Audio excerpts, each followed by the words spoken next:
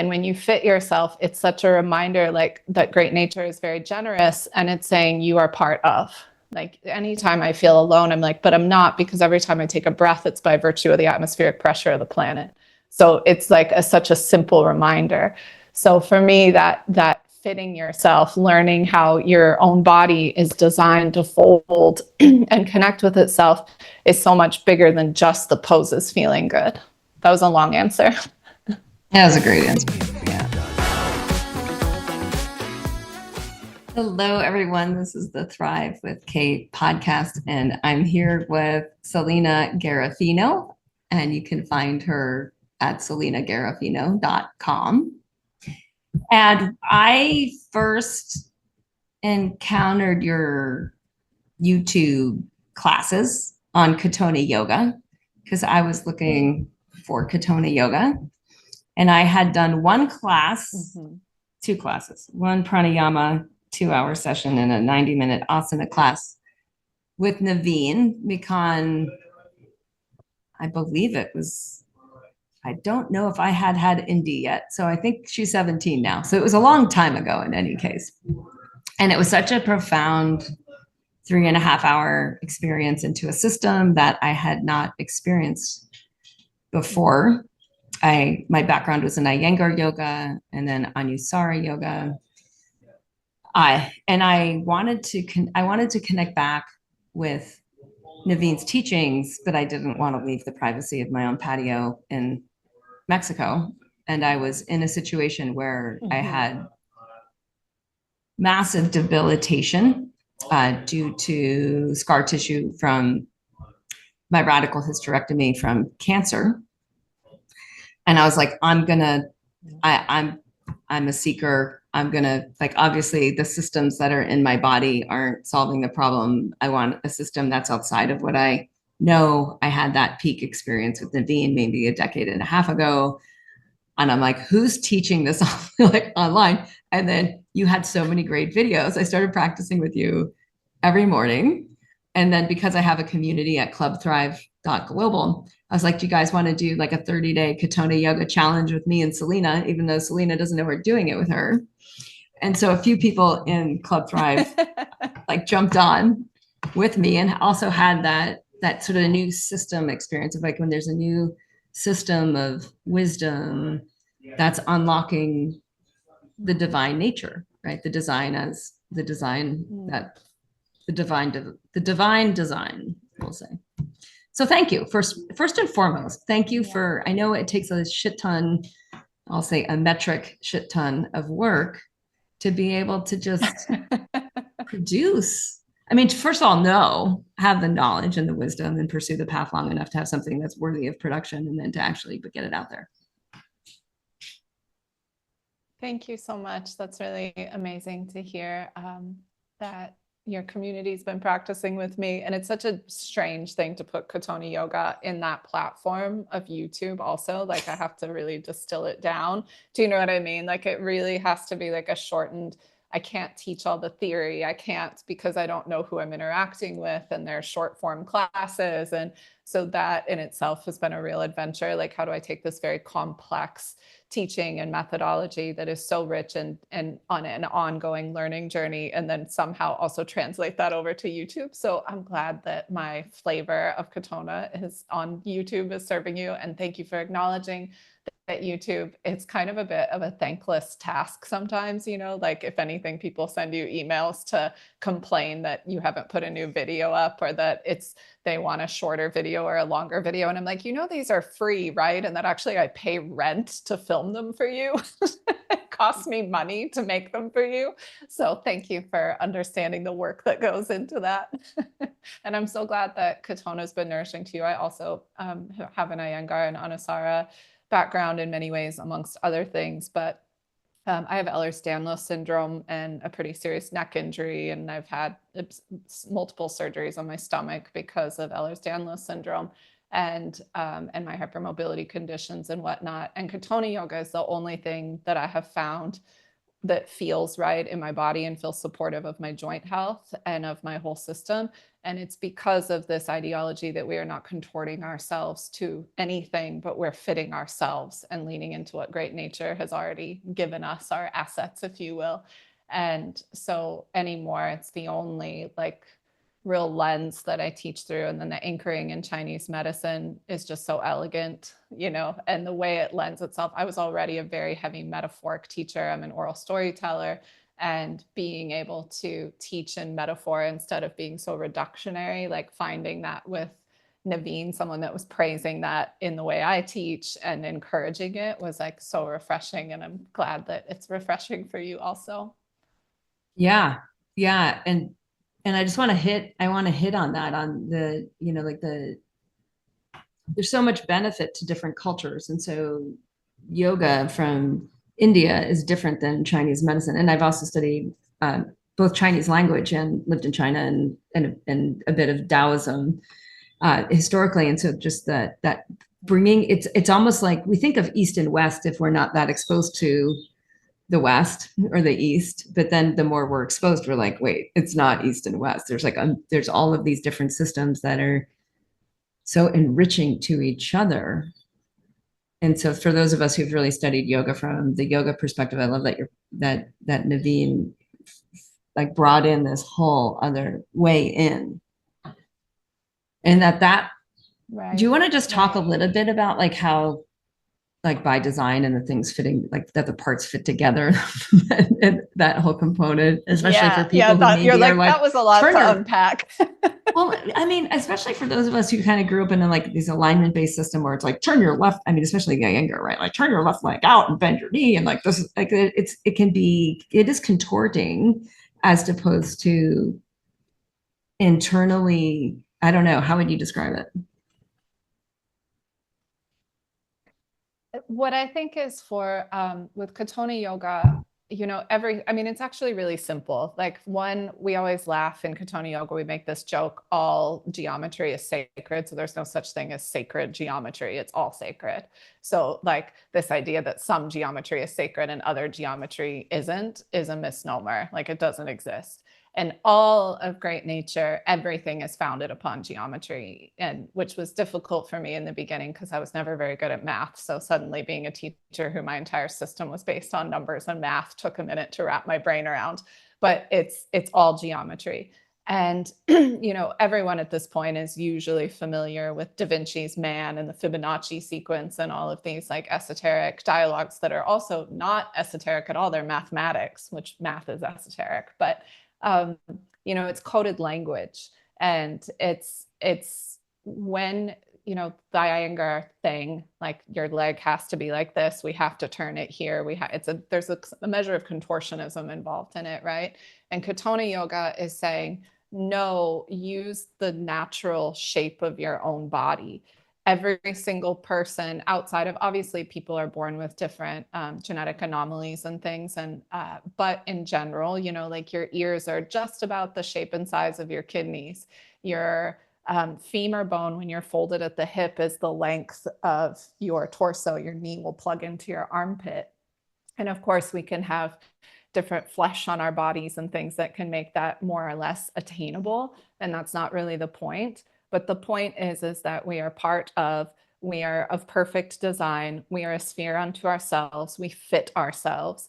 And when you fit yourself, you find a real sense of belonging. So rather than trying to shove your forehead to your calves and to pull your legs to your belly, instead it's like, okay, but actually if I just take my feet the distance of 2 fists apart, that's my inner hips, and I can find a comfortable fold in the hip crease, which will make my kidneys more available to me, and I can catch a breath and not contort myself to something else. And even if you can never find that perfect fold, the pathway of working towards fitting your own archetype and fitting yourself, like we say, it irons out the wrinkles along the way during that process. So you get the imagination involved, and you imagine your knees are fitting into your armpits, even if you have tissue in the way or that makes that more or less possible, or whatever. That's not the point. It's not about it being perfect. But just that process of starting to adhere to an archetype along the way does very magical things in our system. And you're not trying to make your body adhere to someone else's design for you. It's your design. And the beauty of that is it's not a hyper individualism, but it's also not the collectivism that's in a practice that's telling you you have to do it a certain way like everyone else is. It's an individualism that is acknowledging you're a little sphere unto yourself, but you're also in the Tao part of, right? So we describe it as a stone fruit in Katonah yoga. Like everyone has the little pit of the stone fruit that has to deal with time and temperature and seasonality and the issues of being in a body, right? And then the flesh of the fruit is your personal nature, but you're connected to a tree and there's other little stone fruits. So it's like all at once communal and individual, and recognizing the web of connectivity. And when you fit yourself, it's such a reminder like that great nature is very generous, and it's saying you are part of. Like anytime I feel alone, I'm like, but I'm not, because every time I take a breath, it's by virtue of the atmospheric pressure of the planet. So it's like such a simple reminder. So for me, that fitting yourself, learning how your own body is designed to fold and connect with itself is so much bigger than just the poses feeling good. That was a long answer. That was a great answer. Yeah. So what was your journey like in I think I'm asking maybe for more of like the emotional perspective of fitting, of fitting yourself. Fitting yourself. Yeah. Yeah. I mean, there was, so I started practicing yoga when I was 12 years old. I was very young. I'm 43 now. And I was a ballet dancer when I was young. And I was not diagnosed with Ehlers-Danlos till I was 41. So I had a lot of pain as a child, which was part of how I started doing yoga, because a chiropractor had sent me to yoga. The type of Ehlers-Danlos I have is quite rare. And so it wasn't even, it's difficult to diagnose. It requires genetic testing. People weren't even diagnosing it back then really at all. And so no one was understanding what was going on with my back and hips and stuff when you're 12 years old. Like, most 12-year-olds are not crying on the floor with lower back pain after ballet class, And when I started practicing yoga, of course, because I was flexible and I was a ballet dancer, some of it came quotation marks easy, right? Which is a common story. And it wasn't until I was much older that I realized my tapas and discipline was actually to not go to my edge, to not be flexible, to lean into other pieces of practice. But that's a separate podcast. But my pain got so bad that there was a point when I was teaching, when I was maybe, I don't know, I want to say I was maybe 32, because it was around the same time that my then husband had had his accident and was in the ICU and whatnot. And I was in so much physical pain, and I was teaching like 17 classes a week, trying to uphold my household and, be an anthropology professor and take care of this man in the ICU. All this stuff was happening. And I was really in so much physical pain from yoga, from doing the intensive power yoga, Ashtanga, Iyengar practices I was doing. And I went to a physical therapist, and he was like, you can't do yoga anymore. Like literally, it was just like, you can't do yoga. It's so bad for your joints. I see this all the time in clients. He was like, the number of women with hip replacements and blah, blah, blah. Like he was just like, I've never done yoga. And he was like, all I know is all these people are coming in here so damaged that are yoga practitioners. And I didn't know what to do. I was like bawling my eyes out. I was like, this is my career, and it's this thing that I've been in love with for so long. And it was right around that time that I started engaging with Katonah yoga. And over time, it gave me a pathway back into practice. And what I'm about to say now, too, is also a little bit of a sensitive topic, but there's some things in Hinduism and in the yoga tradition that I didn't align with anymore. And that was also making practice difficult for me. Some of it was to me, very patriarchal and very damaging in other ways that weren't feeling good. I was tired of moving. You and I both know what happened with Anusara. I was really tired of over and over again ending up in these different scenarios, and finding Katonah yoga that was like, this is a narrative thread all your own. you can lean into actually just these principles of great nature. You can pull from anything that is serving you. You can, like, it just opened up this whole world where I was like, oh, I can practice again. I can feel honest teaching again. And it's not damaging my body.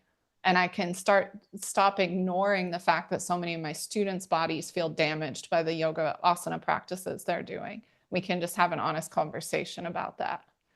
So there was, I guess what I'm saying is there was a lot of grief and a lot of, I don't know what this thing is anymore. And a lot of, I don't know if I believe in everything Patanjali's yoga is telling me. And a lot of like, I don't know if I want to keep studying certain Indian lines that I was following, and I'm not dismissing them. They're beautiful traditions. There's a lot of it I still teach and always will.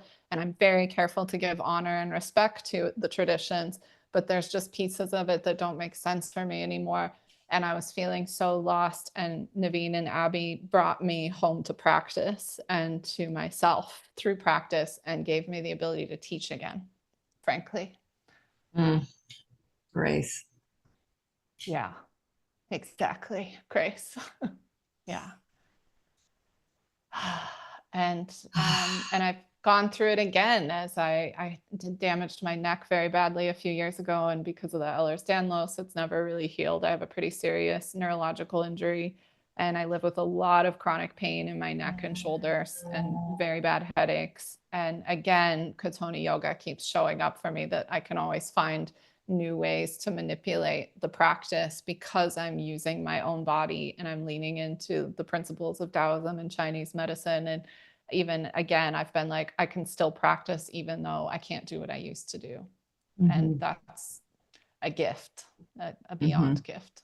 Mm-hmm. Yeah. We have so many parallels, as I expect many people listening, especially the teachers that are like us, because I know a lot of them are going to be listening and self-identifying and saying, and I'm more of a meta thinker. So it's like my brain always like zooms out to the bigger patterns. And we have at this time, this sacred time, a lot of women in particular that have been in these wisdom traditions, in these ancient wisdom traditions now for 20, 30, some 40 years. And we were pioneers in culture, right? And very sort of conventional, like, basically like aerobics was big when we were for some of us, depending if you're in your 50s. Our earliest yoga videos were like, what's her name? Oh, she's not alive anymore. She was so wonderful. Oh, I can't think of her name, but she was pre-Rodney Yee, and Patricia Walden. Oh yeah, Patricia Walden. Yeah. Yes. She died of cancer. We had Patricia Walden. Yeah, but we had Patricia Walden VHS tapes. Yeah, totally. Which was so challenging for me as like a, kapha pitta kapha type and the whole scenario. But I just want to kind of come back to what happened to me in the Ayurvedic lineage was this imported wisdom tradition, because I was working mostly with Americans. I mean, globally to Westerners, but initially Americans. And it was like, there's like huge pieces here that don't work. And it was so fascinating through just running in. And to me, this is so much of what yoga is really about, is like experiment after experiment, practice after practice. And design thinking, think big, test small, fail fast, learn always. Like just in like that's what the practice is. And that vision that you're talking about, like having like the vision of the divine design, like having that deep inner knowing that things make sense, that it's not chaos, that it's too special. Like everything, the universe, everything is too special to be chaos, that there's order, there's a divine order, that there's something. And it brought us from Ayurveda to pre-Vedic to primal. And so I'm just engaging the listener to like whatever path of exploration that's pulling you, trust. Just like, even if it doesn't make any sense or it's frustrating as fuck, it like trust. Yeah. Because it is going somewhere.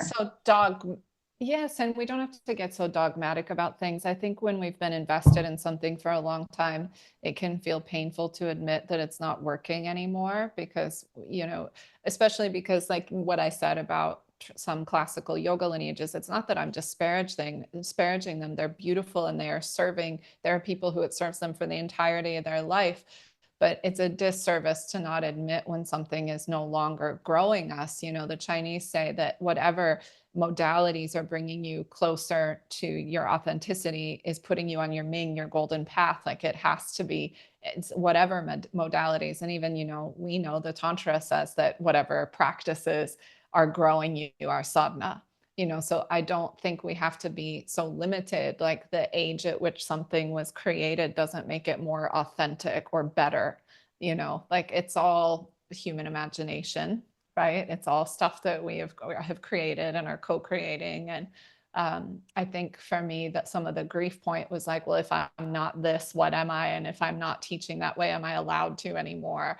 And all that dialogue, especially as someone who taught anthropology of yoga and stuff. I'm like, well, I know this historical stuff is true or whatever. And like taking the pressure off ourselves to stay married to ideas. And especially for the teachers, like there will be people who get mad at you as you change and who say, you Yes. taught this and you said this to me and I believed you and now you're telling me it's not true. Yes, it's not true for me anymore. It can still be true for you. And know that it's okay for students to fall away and new ones to rise and for you to grow and change. Like there's nothing more soul killing than continuing down a path that isn't serving you anymore because you think you have to do it for your students. Yeah, amen. And we experienced that so severely with urine therapy, with Shivambu.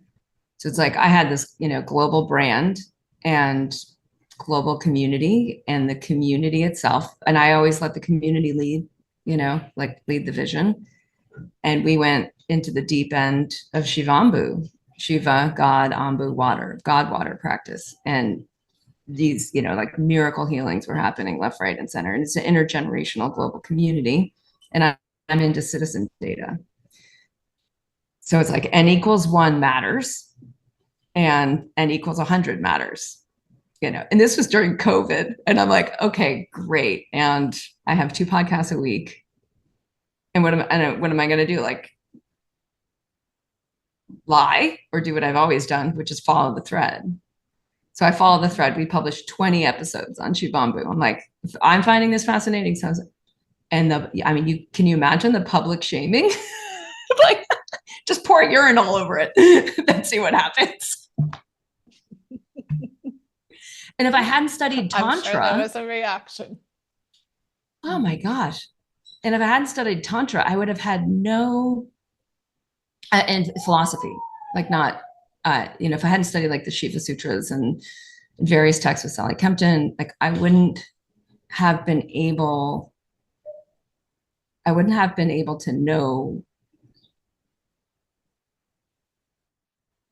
that the external conversation didn't matter at all. Like that was just going to happen. Like that thing was going to cause all this disturbance on the surface, but it didn't matter because we were so seated in depth that it might take time on the surface to play out, but the truth mattered more. And that what you were saying, that honest communication, even when it's upsetting to others, mattered more than dishonest silence, something like that.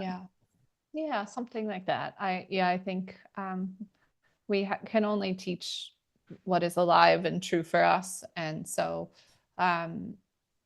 as teachers, it will become stagnant very quickly, right? If you're continuing to teach something that you're not from a well that you're not drinking from anymore, and finding, your own path along the way. Like if the path is already there, it's not your own. Like we have to carve out the path for ourselves.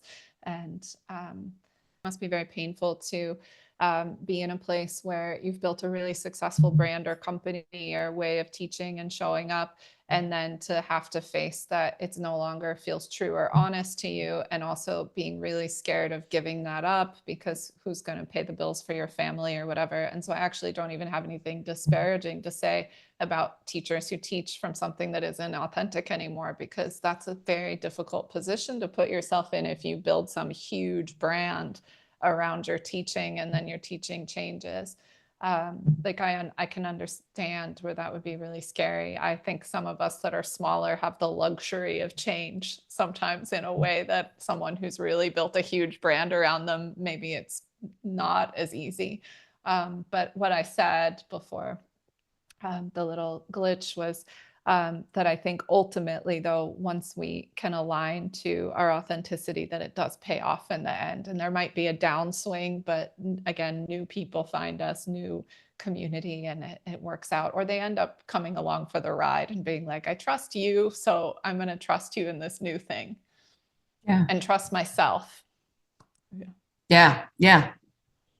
And trust whatever's happening. Like, to me, that was so much of it. It's like, just trust death and rebirth more than anything. That, like, sucks, scary, no one can go with you, things are going to die, a lot of things are going to die. Yeah. And just keep leaning into because I mean, I'm glad we're bringing this up with the bigger brands, because then it's like, well, it's not yoga in the first place then. It's like, by definition, if you can't let go of it all, it's not it.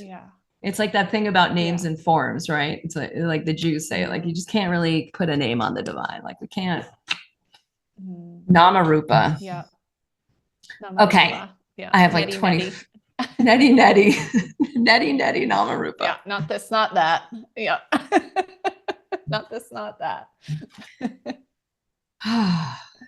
So I want to talk a little bit about coaching, because we both come from probably a more academic background into a yoga background, into a reality of coaching and guiding and teaching.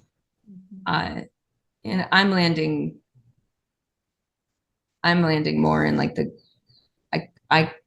I coach people, they become mentors, and then the mentors guide the community. So I'm more and more just trying to like be on like the outside. Back there. Like back there and around, and like just kind of like that, like the container. That's a beautiful concept. I love that. It's a cool reality. I mean, and it arose in like you mentioned, like sometimes we can learn by what's not working for other people. Like, in a way, I think you mentioned that with Anusara. It's like, I learned so much from what I saw as like things that were working really well, and then things that really were not working. And then I just kept asking, like, how do we change those things that don't work, and into what everyone's really just trying to do together anyways. And that led us there. So I would love to hear for you, like, because there is something in, I think, how yoga, in any enlightenment journey, any of the seeker journeys from any of the traditions, that there's naturally like a kula or a sangha, or there's a community, there's an inner circle of the tribe, there's a wisdom group who's can't be stopped, from like, they're not choosing it. Like, they're in many ways the chosen, like, and so they're going to dive deep. And when they're together, a conversation arises, right? And so the conversation might be completely off the mat. And so now we're in more of a coaching environment. So I just would love to hear you talk about what's happening in your coaching groups and what pulled you into that. Sure. Yeah, that's all beautiful. I started coaching a long time ago, but I wasn't like advertising that I had coaching services, because it was just people that were in my yoga teacher trainings. And the reason I started getting coaching certifications and collecting knowledge around how to help people was because, as you are aware, when you are a retreat leader or a yoga teacher trainer, things come up during trainings that are beyond scope of practice for yoga teachers. And unfortunately, there's a lot of yoga teachers doing things that is above their scope of practice. And I think there's been a lot of harm done, and probably by me in my early days as well, if I'm honest with myself, which I am. Because I was trying to answer questions and lean into helping people when I had no business doing that from my 200-hour yoga teacher training, or even my 500-hour, because that is not what I was trained in. So I felt like I was constantly having to refer people either to therapists or to coaches. And I actually, for a time, had thought about getting a master's in counseling, but because I travel so much, that's not a legal way to be a therapist. So after a year of a master's program, my therapist actually said, I think you should just stick with coaching. Like, you don't need to be a therapist. You can refer people to a therapist. You're smart enough to know when they need one. And also because, therapy is, I like to think of therapy tends to, this isn't always true, but it's working with the past, and coaching is forward motion. So it's like you've done a lot of your deep trauma work, and now, and it doesn't mean you don't have to go back to therapy for something, but coaching tends to be more like dream oriented and state oriented and goal oriented. And so initially I started just using it within the context of my teacher trainings to help people. And then that experience was so profound that I kept doing more trainings. It's like, okay, I want to do somatic experiencing. Okay, I want to do hypnosis. Okay, I want to add this piece to it because I love watching people get what they want. I'm very put off, frankly, by the I'll help you make six figures people, but I do want to help you to get what you want, whatever that is. And I learned really early on that I had a real knack for uncovering people's genius. I've been writing a very long series on it right now. Like, I don't know why, but when I'm talking to people, I can start just reflecting back to them and help them pull out their own genius and the things that light them up. And they're like, oh my gosh, you're right. That is what I want to do. I never thought of that. And they are so lit up. And it's not me doing it. I just am repeating and helping them, articulate something that's already inside of them. But now it's just become such a joyful thing for me. And now I would say most of my coaching clients are not my yoga students and have nothing to do with my yoga communities. I do also coach, like I always coach the people in my advanced yoga teacher trainings. And some of my clients are yoga students, but a lot of them have never stepped foot on a yoga mat. But I help people to articulate their dreams and to expand their possibilities, and to recognize that their desires can be their disciplines, and that the things that they like are actually speaking to how they were made, and that they were made to be something very specific. So my coaching is very driven around helping people uncover purpose.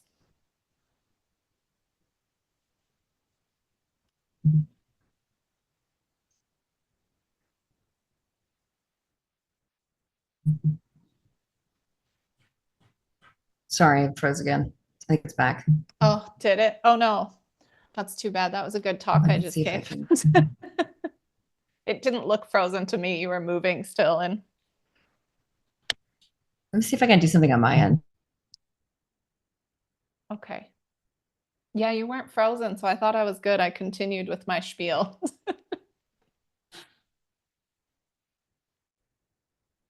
And when it froze last time, it told me I had an unstable connection, and it wasn't doing that now. So I thought we were okay.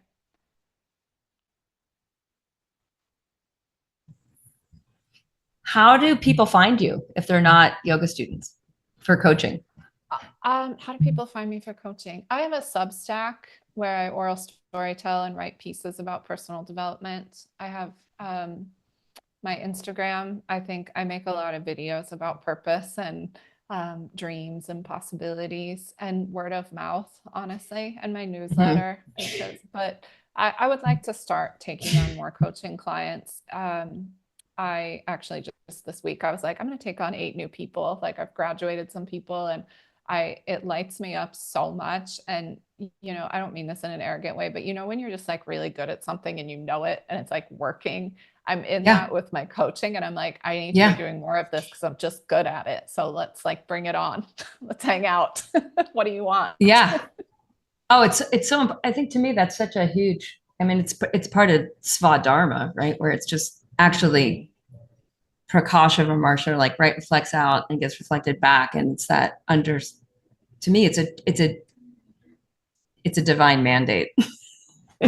Yes, exactly. Totally. It's purpose, that thing that I was just ranting about. And, it's funny, like 3 of my clients right now were referred to me by therapists, really brilliant therapists, but they were like, you don't need me anymore. You need Selena now. Like you're Mm. ready to go do this other thing. And that feels really, for me, feels very honorific because I respect therapists so much.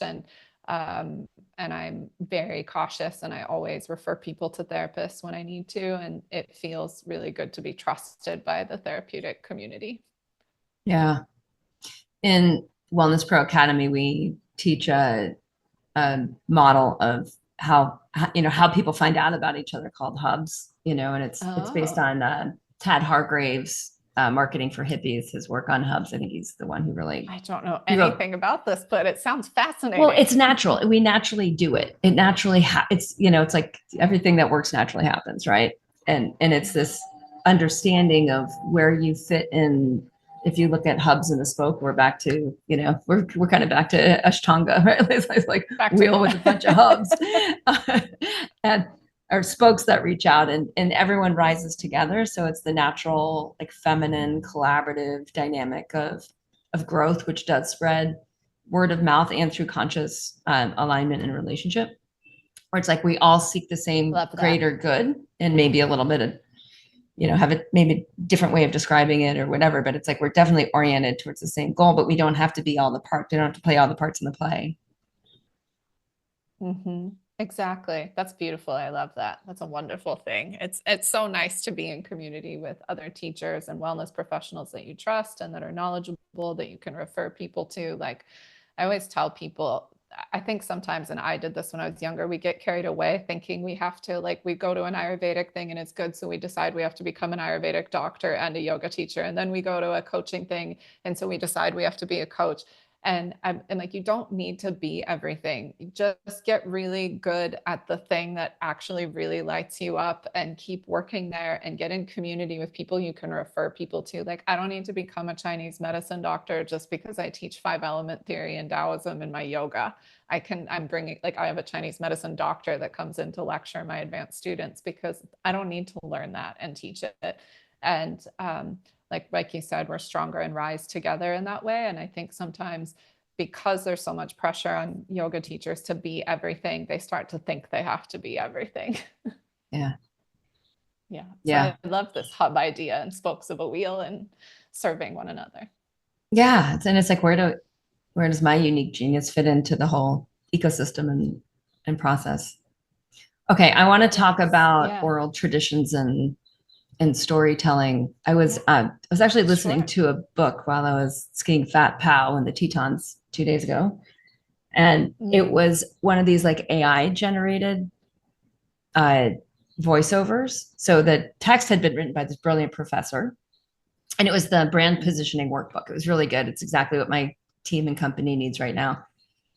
And I listened to it twice over I was skiing all day. And by the end, I was like, I'm going to have like a neurological breakdown from, Yeah. I hate everything you just said, other than that it was a good book. yeah, from literally, like, I was just trying to download the information into my brain and just Yeah. like Yeah. get the Yeah. Yeah. system. And so I've been reflecting a lot in the last just 48 hours, because it's so easy just to be like, okay, I put, 2 years into writing this book. I can just press go and I can get an audio out and I can put that audio on Audible and then people can listen. But and the wisdom was phenomenal, like enough that I could recognize that like this is absolutely going to work for exactly what my team needs Right. right now.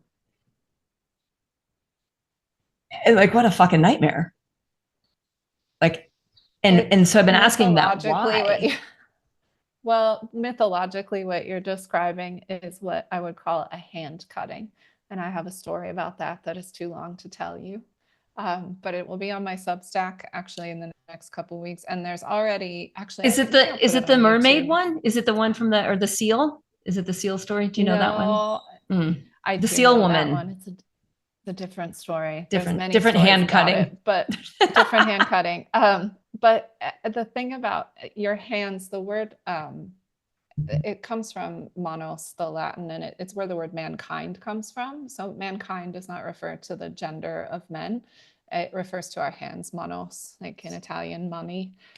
So that's because we are defined by our hands. We create with our hands, ungloved hands that we touch and feel. And a lot of the stories about hand cutting arise in around the 12th century, a lot of them, not all of them.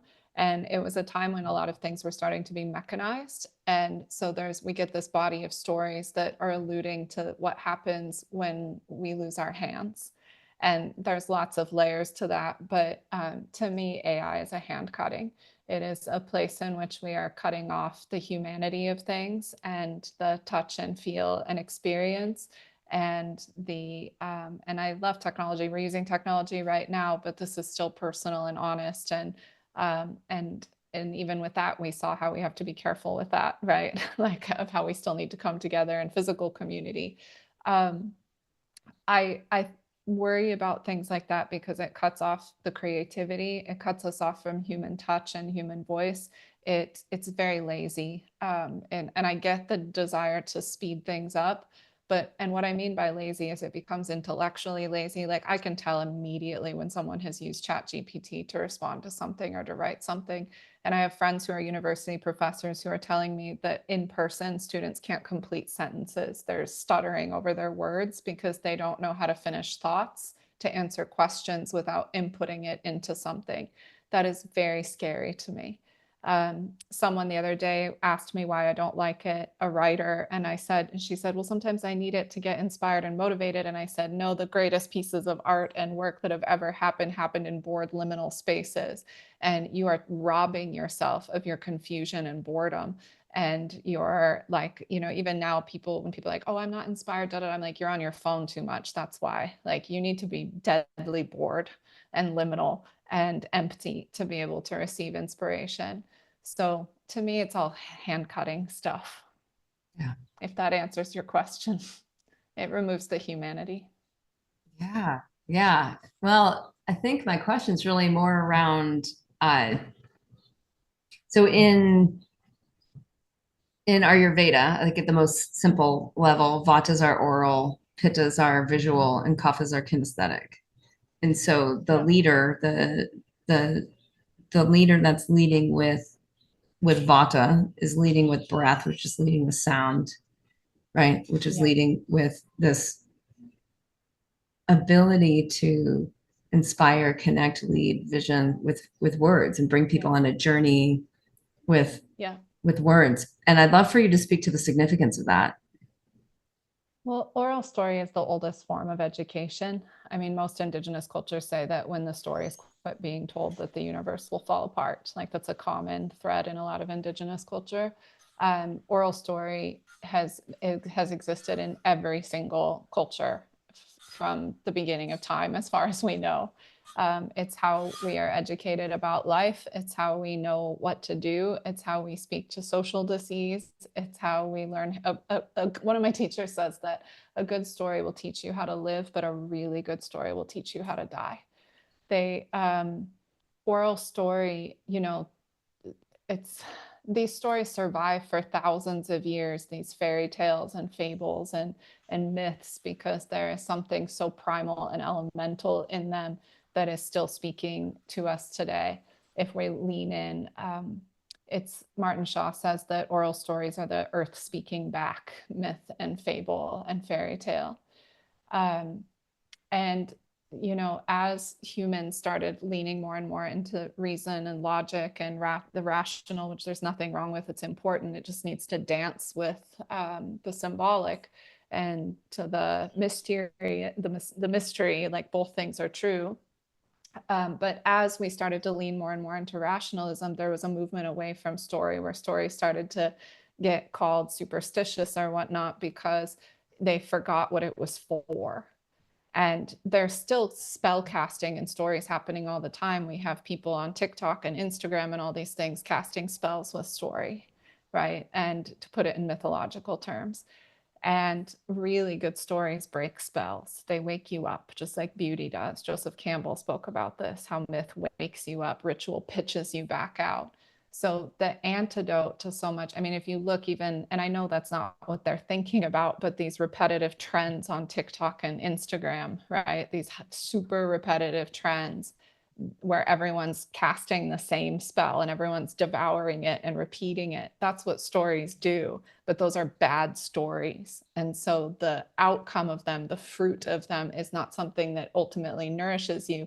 It might taste nice for a while, but it will starve you. An oral story, good stories, the ancient stories will deeply nourish you. So I think they're fundamentally one of the most important things. I lead mythology and storytelling retreats that are woven yoga and oral story.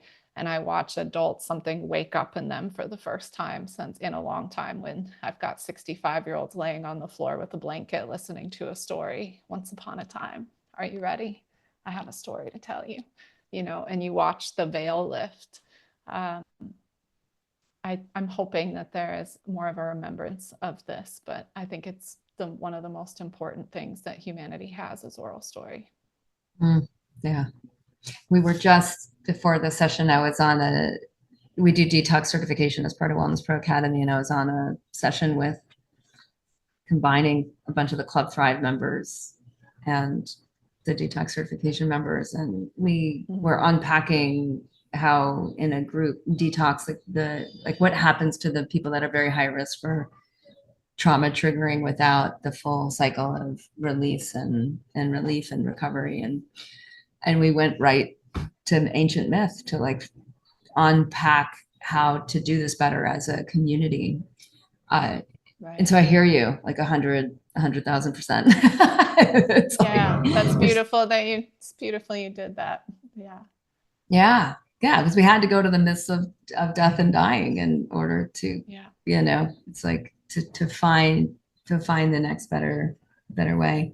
Right. Because they're a way of talking about things from the side instead of so directly, or telling people, like, you never tell a story what it is, and you don't tell people what the story is. You let them brew in it and let it speak to them. But it's a way of allowing people to not be robbed of their confusion and become a peddler of meaning, but instead to allow people to lean into something and let it unfold for them and find the answer and find their pathway.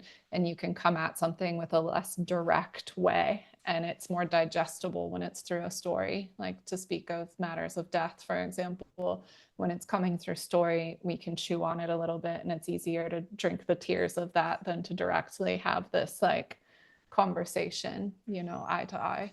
So it's a very powerful thing. Well, and it's such a great paradox with like this, like a lot of wellness pros they're like, asked by their clients or their students, or their patients about, like, it's like, well, it's the science, right? It's like, well, science is only part of the story. Well, thank you so much, you guys. Everyone, this has been Selena Garefino, and you can find her at selenagarefino.com. I've so enjoyed our time together. Thank you so much for having me. It was really an honor. Oh, and a pleasure. Such a pleasure. Yeah. Yeah. Thank you so much. And I hope to meet some of you. And otherwise, I'll see you on YouTube, only I won't see you, but you'll see me. Oh, the times. Yeah. I'll try to make it to the Mythic Heart retreat, maybe. I would love that. That would be amazing. Thank you so much, Cate.